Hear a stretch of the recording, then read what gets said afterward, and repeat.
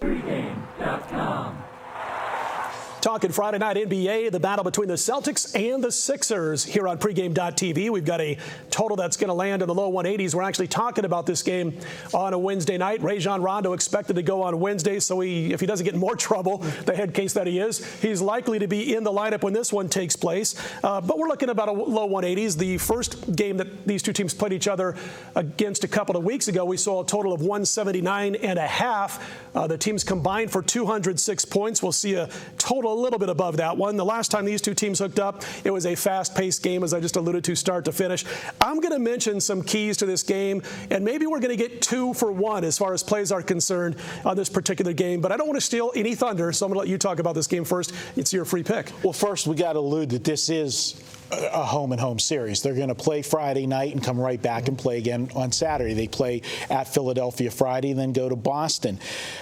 We are going to look at the total in this game. And you know me, my style of handicapping is that I'm going to look for value. And you alluded the first game was high scoring. I'm going to allude that the recent games for Philadelphia have been high scoring, except their last game where they played Minnesota last night. They ended up going over. They gave up 105, but Philadelphia only scored 88. They had been playing a series of up-tempo teams. And when you look at the NBA and you look at the over-unders, teams get in patterns based not only what their style is, but the style of the other team. And when you got one team that wants to play slow, the other team wants to play fast, the team that dictates it's going to, land on a total. That's part of our dilemma in handicapping. But they played a series of teams that were up-tempo. They played Oklahoma City, they played Phoenix, they played Charlotte, and they're scoring over 100 points. So we're going to get, I feel, in this game, a little bit of an inflated line from that first game. Plus, when people just look at the scores of the first game, which happened way early in the season, they're going to go to the over.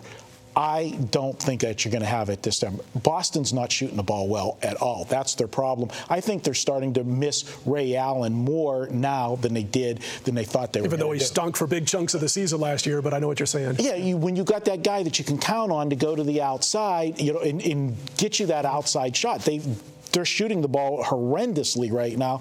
That's the key for me in this game. Well, I'll tell you what, we're going to get possibly a 2 for 1 here because I know you got a Friday night free pick in just a minute.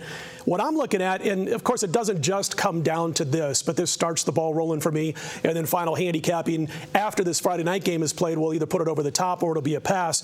But if you look at the Boston Celtics so far this year, the Celtics and their opposition are combining for 195.5 points per game on average. Second to back-to-back nights, 185.5. All of a sudden, their scoring really drops off from 97.5, I think it is, all the way down to 90. It's already happened 5 times this season. So although it's a small sample size in the big scheme of things, it's a decent sample size when you consider we've only been playing pro basketball this season for about 6 weeks or so. So what I'm looking for is if I can get a decent scoring game out of this one on Friday night, want to see where that total lands on Friday night after these two teams play, I might come back with an under in the next game on Saturday night, and we'll decide when we make the play on Friday. But you mentioned the way this team is shooting the basketball, and I said that Ray Allen, he stunk for big chunks of last season, but what he did provide, it was like the quarterback in football who throws the deep pass, even though he doesn't complete a lot of them, makes the defense play honest. When Ray Allen was there and you had a guy who could get hot at any given time, at least you got to pay attention to the deep perimeter if you're the team on the defensive end, and it opened things up for Rondo to drive and dish out underneath and things like that. So they do miss that guy that makes you say, well, I got to be at least cognizant of what's going on outside of the deep perimeter. Anyway, this is your free pick. All right, as I said, the first game was high scoring. Recent games involving Philadelphia have been high scoring. This game's in Philadelphia on Friday night. Philadelphia's coming off a loss. They returned home on Tuesday night to play Minnesota, and anybody that's followed me, you know that when teams return home from a road trip, I like to go against them in that first game. We used that game on the Betting First Look show.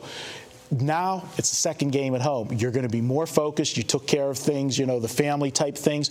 I look for a big defensive effort out of Philadelphia on Friday night, knowing that it's the first of a back-to-back. You want to get that first game. I like you, I want to see that defensive effort. And the teams are rested.